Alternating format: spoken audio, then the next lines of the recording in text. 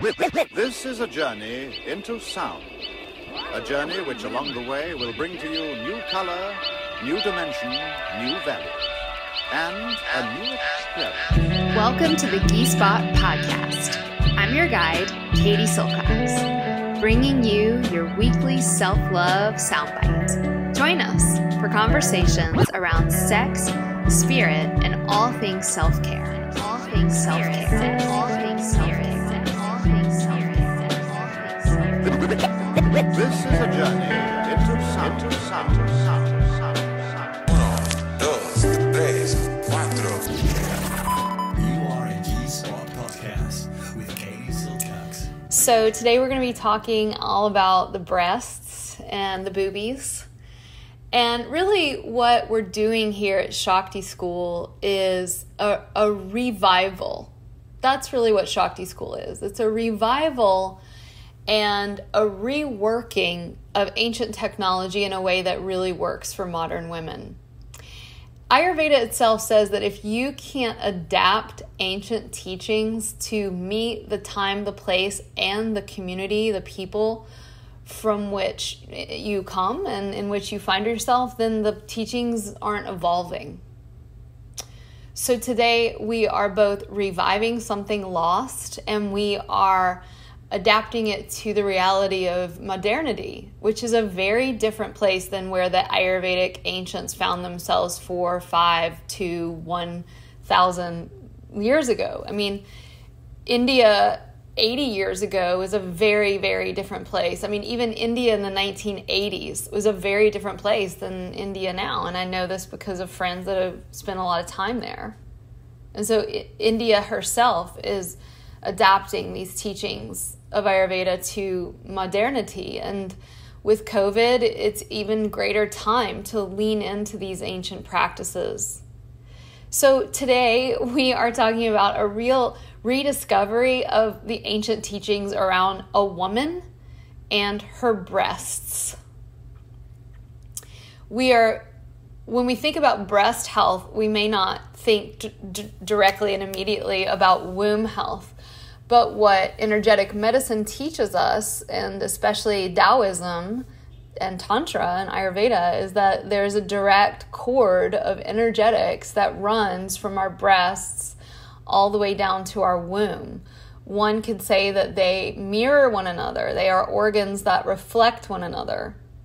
Stagnation in the breasts leads to stagnation in the uterus.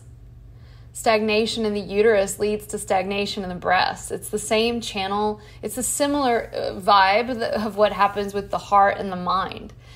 If I think something's scary, my body is going to be like, okay, let's get scared. Or if I'm scared, my mind's going to look around and come up with a thought that explains what the body's experiencing. So these dual channels and how channels affect one another is important to know.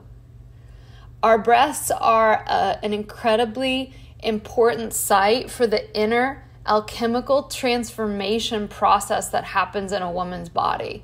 And when I'm speaking, I'm always speaking on the physical realm, biological stuff going on inside the body. You could keep it at that level and still win so much from these teachings, but also from the energetic, mental, emotional, spiritual level. We can extrapolate it out throughout all of these levels of who we are. Our breasts and womb also hold so much storage from our female lineage, our mother, our grandmother, and beyond.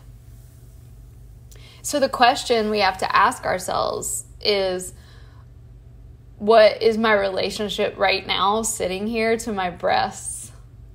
I want you to contemplate that. Do you like them? Do you dislike them? Is one bigger than the other? Are yours too big according to you? Are they too small according to you? What is my relationship to my breasts? Another inquiry is what is my mother's relationship to her breasts? because my mother's relationship to her breasts will inform my relationship to mine.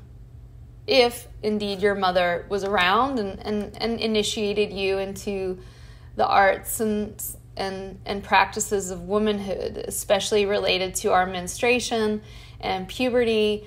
And maybe you remember back a time in your life when you started to sprout. In Spanish, we call them peras de agua dulce, the little sweet water pears of the female body. Like who was the person, maybe better asked, who was the person that taught you about breasts and what they were and what they meant? Are your breasts even in your awareness? You may be like, my God, Katie, I don't even think about them. This is the first time I've ever asked myself this question. And that's totally valid. Are they even a part of your life? And so I want to speak to something that when I say it, women are like, that's so freaking obvious. And yet it's not something that's overtly stated very often. And that is, our breasts as women are typically framed within the relationship that our breasts have to two very different groups of people, although sometimes they behave the same. And that is our children and our menfolk, is how the teaching, the traditional teaching would say, the menfolk and the children. But for modern times we can say, because many of us are lesbians or in different types of relationships, and so it's our lover, right? Our sexual partner, whether that be a man or a woman, and children. But society-wise, a woman's breasts are in relationship to her children and men. That is the society that we live in, not only in Western psyche, but in Eastern psyche. Breasts are seen as basically having two functions, and that is to feed people and to pleasure other people. And so we're going to start to maybe question some of that here at Shakti School. And I know for me, this teaching is one of the most powerful ones I ever received. We can look at symptoms in our own body today. Think about your breasts. Do you have pain? Do you have swelling? Do you have cysts? Do you have tenderness? Do you get a lot of swelling before your period? Is there a lymphatic stagnation? Does that come and go with your period? If you're postmenopausal, you may think back to your experience as a younger woman. And as I start to think about the symptoms that I get in my breasts, I can also think about emotional things that arise during especially my menstrual cycle. But maybe even when I consider my breasts, like what emotions come up as I ask you guys this question, right? Is there shame? Is there fear? Is there joy? Is there positive or negative relationship here? And as you think about, here at Shakti School, we ask women to touch their own breasts. And as you think about doing that as a possibility that you could give yourself a long, luxurious, oily breast massage, like what even comes up for you? Like, I can already see it in some of your faces. Like, you guys are like, hell yeah, I'm stoked. And like, others of you might be like trepidatious. Like, what school have I signed up for that we're going to like take a group of 31 women and group breast massage, right? I mean, I think at this point that's less. But both of those experiences are completely valid. When I first started to do self breast massage, and I think I told you guys this, but I know so many practices that one of the best practices I have is that I write a little sticky note and put it on the mirror, and it just says one thing or two or max 3 things that I'm going to be doing in terms of self-care daily routine for Ayurveda. I do other things, but those are already so ingrained. And for about 3 or 4 months, I had the sticky note, and it just said Uttaravasti, which is the womb cleansing practices, and breast massage. And when I first started doing it, I was sort of like, oh gosh, this is a lot of time. This takes time, and I sort of felt it as another thing that I had to do. But now that's shifted, and it really is a spiritual discipline, and it feels so great. So we're going to work with that. So breasts and culture really affect us as women, and culture affects our health. These narratives really affect us. The famous female health teacher, Dr. Christiane Northrup, writes, and I'm quoting, "The purpose of the female breast is to provide nourishment for children and sexual and sensual enjoyment for women." And I love that definition. It says sexual and sensual enjoyment for women.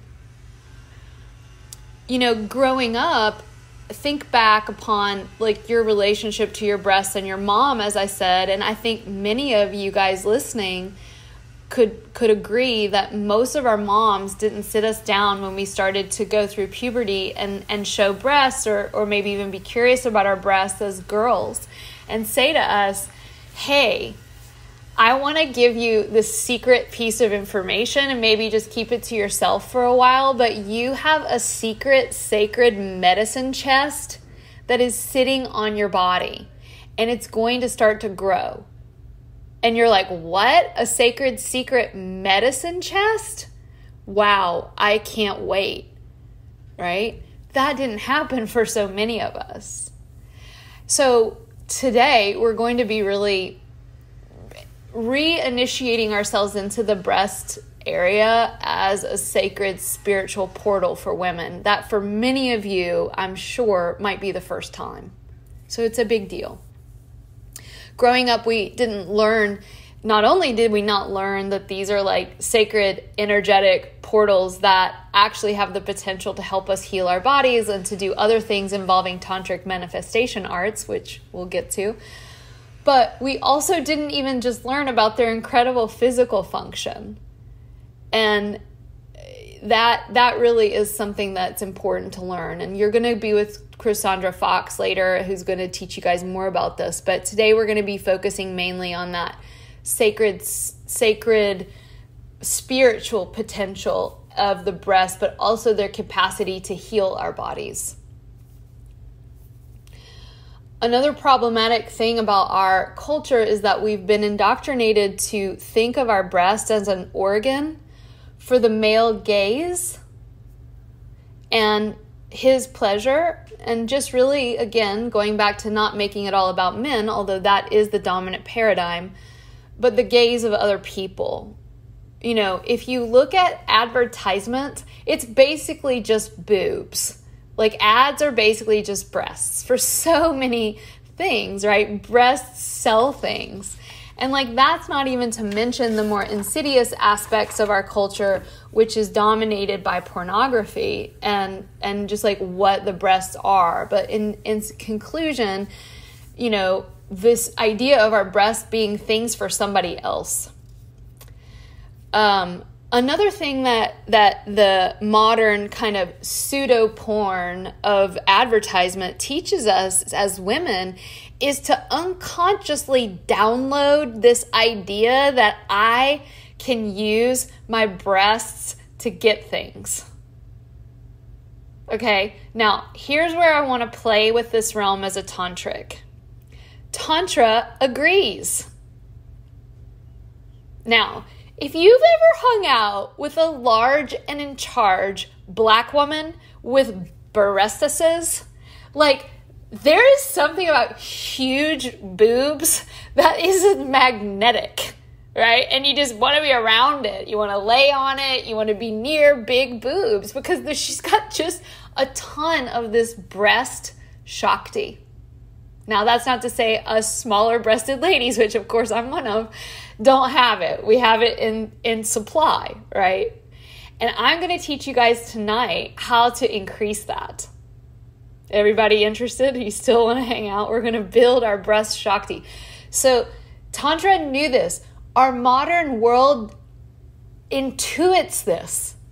We love boobs. But do we love boobs because they're just this sexy thing that men like to touch and suck on? Or is it pointing to some deeper truth about the actual Shakti and power of the breast? And I think it's a little bit of both. I think our culture does it unconsciously. And I think most women use their breast power unconsciously.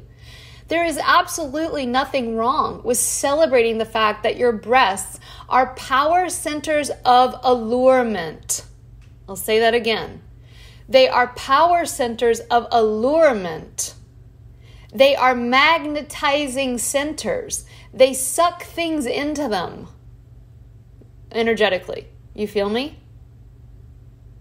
So it makes sense on a tantric level that women go out and get big ass boob jobs, right? On that, and of course, that's mainly unconscious.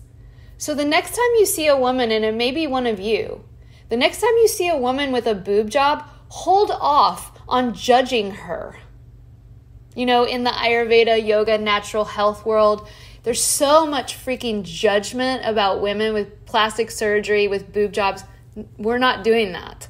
Because if you understand that magnetizing force of the breast, you can at least, perhaps you don't want to put silicone in your body, which I would highly not recommend, but we can understand the impetus to connect to that very female power of allurement. And breasts have this, and there are a few other areas on your body that have it. Lips and the booty. These are places where we can pull things towards us. Why do you think that people are so into the big butts? Why do you think that everybody likes to wear bright lipstick throughout culture? We are adorning, and again, with the plastic surgery, the getting of the lips bigger, right? It's so interesting that people do plastic surgery on their butt, on their boobs, and on their lips, which Tantra says the butt and the boobs and the lips are these power portals for allurement. And we adorn them. We push our breasts together with push-up bras and sprout them upward, right? We put on, as I said before, the lipstick. Of course, the eyes are also another area of allurement, and we decorate them. This is so wonderful to do. Hopefully you're doing it in a way that goes with the grain of nature and not against. And so what I would say about the plastic surgery and the boob jobs is that it's very much going against the grain, and there will be consequences. Just the marmas of the body. Whenever you have surgery on your body, you really mess with the marmas, the energy lines, and it can take a long time to restructure those, and it takes actually a lot of conscious effort. And I don't think most people do that or know that. And if you are listening and you're like, well, I have had surgery, maybe plastic surgery or otherwise, it doesn't matter. You may find that where you had that surgery, you may feel some struggle, some trauma, some tightness. I had a tonsillectomy when I was a little kid. And this area of the jaw, braces, is another very traumatic thing for our marma lines. So this area tends to be really stagnant for me and where I hold a lot of fear. So thinking about those things can be helpful. And again, no judgments, right? Absolutely none. So these breasts, let's get back to them, are these centers of magnetizing allurement. And if we are conscious and connected to our hearts, we can utilize our decision-making and our female sovereignty to use our breasts for allurement, and there's nothing wrong with that. And we can use our breasts for our own pleasure. And that's what we're going to really go into. Conversely, we can also use this area of our body as we can other parts of our body and things we can do with our bodies. We can use it to manipulate and control. And so it's really up to you to do that inner tracking around, am I celebrating this part of my body and giving my sexuality as a gift? Or am I actually sad or lonely or depressed, or I need validation, and I'm using this tender, sacred portal as a way of filling that void. And that inner tracking is really what we're looking at doing. There's no rules, in other words. The breasts are a secret portal place and a rich source of a woman's inner medicine. And that concept just really, when I first learned it, just totally blew my mind. The rich bio-spiritual energetic center, the inner pharmacy, it's our heart and our breasts. So we want to be aware of the dangers, right, with the breast tissue. And that, I think our culture has done a really good job at freaking us out about our breasts. And there's a lot of fear around the breasts. And of course, something like breast cancer. And breast cancer is a very real and serious thing. And so today's class is going to be the Ayurvedic perspective on helping preventively avoid breast cancer. Now, again, I feel like I have to always say this, if you get breast cancer, you may want to truly delve into the Western path of medicine because it's pretty effective at dealing with this problem, you know.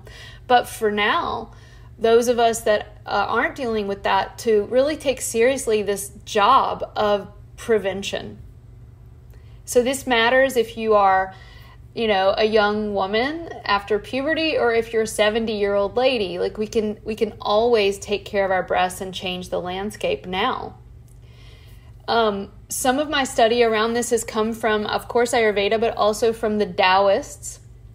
And the Taoists referred to the breasts as two parts of the three drinking fountains. So the two breasts are 1, 2, and then your mound of Venus, your pubic bone area, clitoris would be the third. And they say that upon stimulation and arousal of the breasts produce a white snow. Now, they're not just referring to a woman's ability to produce milk, but moreover, the energetic subtlety of ojas. Ojas, main location, is the brain and the heart and the breasts. And I would add the womb. But stimulation and arousal of breast tissue, and think of this as something not only related to getting it on with somebody. Stimulation of breast tissue is what we're going to do today. The teachings say when you stimulate a woman's breast tissue and arousal occurs, it cleanses her blood. It strengthens her blood. It helps her regulate her period, and it relaxes her body. And it puts a woman at ease. Anybody in the room feel like they need any of that? Yes, I think so. I definitely do. So today in Shakti School, we are going to be doing a long, luxurious practice that is going to begin that. And hopefully you'll fall so in love with this that you just want to do it all the time. And, you know, once you learn this technology and secret tantric teaching, what happened in previous years of Shakti School is that you start to share it with your partner, if you have one. And if you're single, that's totally fine. You can do it with yourself. I'm sure there are none of you here that couldn't generate an endless line of people that might be willing to massage your breasts. It seems to be something people are willing to do. But, you know, make sure you know who they are.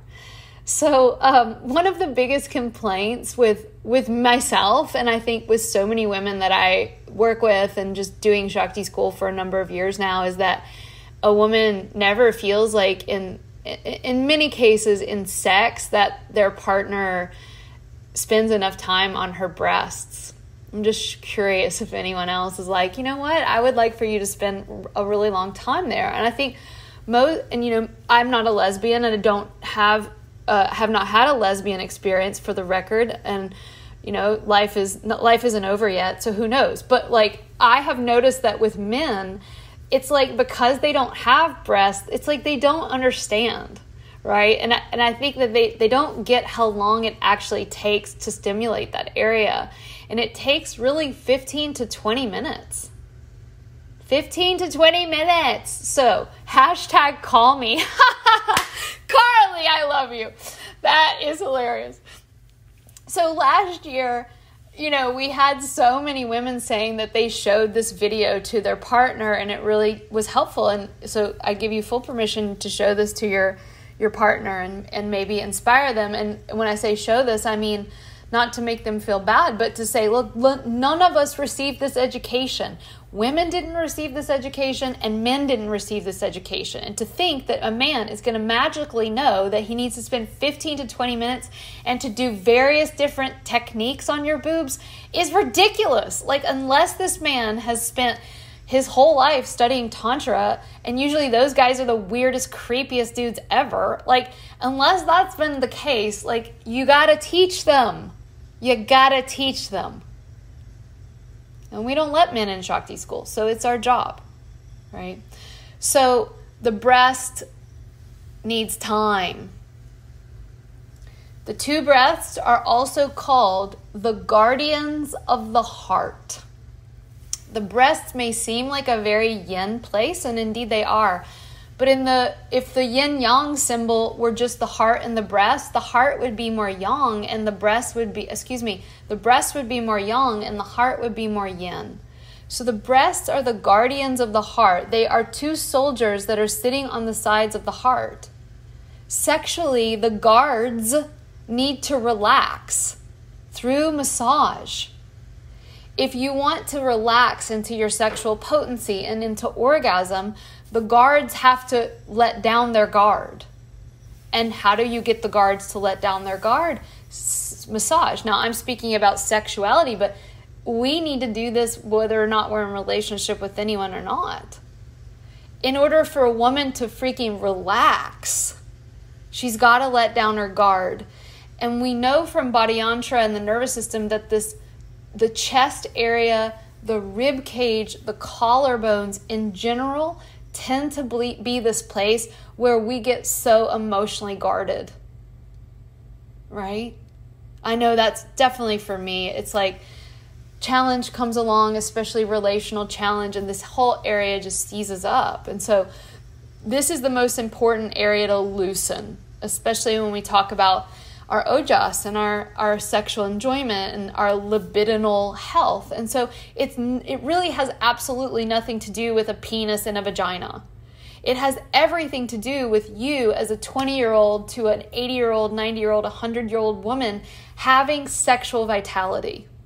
And you can really see a woman, an older woman, who still is sexy. You can really see it. And it has nothing to do with what she looks like or her wrinkles. There is it's almost intangible essence. And when we work with the breasts, we build that almost intangible, ephemeral vitality. And I said, it takes some time. You can't just squeeze and grope and then get on your way to other places. The breast massage is often used in tantric practice, but also Ayurvedic medicine. Things like cysts and pain, as I mentioned before, fibroids are really common here. And those mirror emotional holding patterns. Something like cancer, science is now saying that about 10% of breast cancer is genetics, and the other 90% is environment, lifestyle, exercise, foods type stuff. And that lifestyle environment piece is really big. And so we'll talk a little bit more about what we can do there. But, we really live in an environment that increases the amount of xenoestrogens just in the air and the water, and you guys all know this. And so we can't, at this point in our human position, we can't get rid of the xenoestrogens you guys are exposed to. You can throw out every single chemical in your house, which I encourage us to do, but you can't get rid of them. They show up in the bloodstream of even the most Ayurveda of Ayurvedinis because they're in the air, they're in the water, they're everywhere now. So that's the bad news. The good news is that your body is incredible and it can detoxify this stuff really well. And the breasts are one of the central sites for lymphatic stagnation. Our breasts get really stagnant. Ayurvedically speaking, this is the Rasa Dhatu, so our lymph tissue. It's the Rakta Dhatu, so our blood. And it's the Medas Dhatu, so our fat. So our breasts are these really cool things. They're unlike almost anywhere else in our body in that they're these beautiful sacs of lymph, fat, with blood circulating in them. It's unlike anything else. And so they are lymph and fat, and they're also glands, right? So this is the Shukra Vahashrota, which means the channel of our reproductive and our endocrine system. It's the Arthava Vahashrota, which is your menstrual channel. And it's also a part of the Stanya Vahashrota, which is, of course, the production of breast milk. So super important place that we make sure doesn't get stagnant. It affects our hormones. It affects our emotional wellness, the flow of breast milk, our menstrual flow can be really directly changed by breast stimulation and massage. And so what was really cool to learn about was all of the way in which science and modern life really is now catching up with Tantra and Ayurvedic medicine.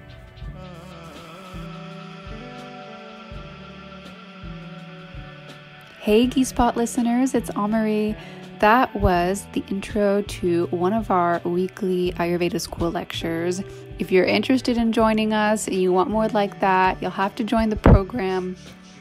We only do an intake once a year. This program is taught live. Even though everything is recorded, we only do an intake once a year. And so if you're interested in joining us in January, September 5th is the last day to take advantage of the early bird pricing. That's next Saturday, September 5th.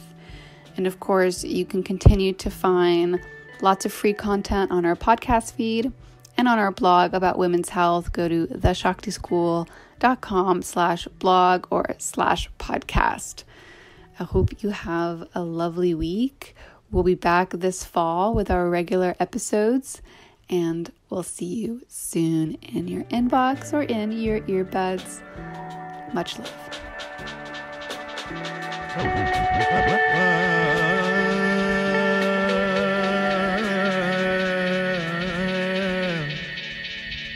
Fote phul apon sukhe